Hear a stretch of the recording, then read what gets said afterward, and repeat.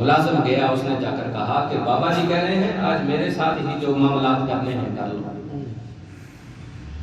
کہا اندر بلاؤ، اندر گئے، کہا تمہارا کتنا خرچہ ہے؟ کہا جی اتنا خرچہ۔ کہا یہ لے لو۔ کہا آپ بولے؟ کہا میری ڈیمانڈ یہ ہے کہ آپ پہلے غسل کریں۔ کیا کریں؟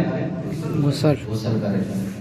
یہ غسل اتنی زیادہ منطق تو نہ تھی جتنی کہ آج ہمارے معاشرے میں بن چکی ہے۔ جوان بچوں کو باپ نہیں بتاتا کہ بدن ناپاک ہو جائے تو اسے پاک کس طرح کرنا، اور ماں بچیوں کو نہیں بتاتی کہ بیٹا بدن ناپاک ہو جائے تو پاکیزگی کس طرح کرنا۔ اور میرے نبی نے فرمایا جس گھر کے اندر ناپاک بدن والا بچہ یا بچی بڑا یا چھوٹا ہو، مطلقاً ناپاک ہو، اس گھر کے اندر جب تک وہ ناپاک رہے گا رحمت کا فرشتہ نہیں آئے گا۔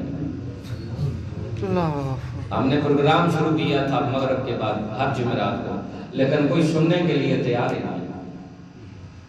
اب مجھے بتاؤ، میں ہر گھر میں تو جا کر نہیں بتا سکتا، یہ علم ہے جو آپ نے اپنے گھروں میں جا کر بتانا ہے۔ بیٹے ہیں تو ان کو بتائیں۔ لوگ ناراض ہو جاتے ہیں کہ ایسی باتیں ممبر پہ بیٹھ کر کرنے کی کوئی ضرورت ہے، تو پھر مجھے بتاؤ میں ممبر پہ بیٹھ کے سیاست کی باتیں کروں؟ ضروریات دین کی باتیں ممبر پہ نہیں ہوں گی تو کون سی ہوں گی؟ کیا وزیر اعظم پاکستان ٹی وی پہ بیٹھ کر بچوں کو بتائیں گے کہ پاکیزگی کس طرح کرنی؟ عجیب بات ہے۔ تمہارا عرض کر رہا، کہا غسل کرو، نئے کپڑے پہنو، تمہارے گھر میں مصلی جائے نماز ہے؟ کہنے لگی وہ کس چیز کا نام ہے؟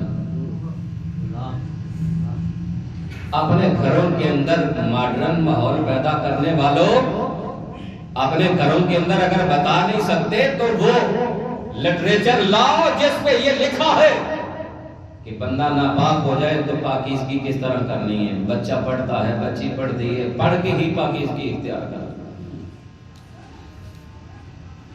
گھروں کے اندر رسالے لگانے والوں، اخبارات لگانے والوں، کیا ضروری نہیں تھا کہ میرے نبی کی حدیث کو لا کر رکھتے؟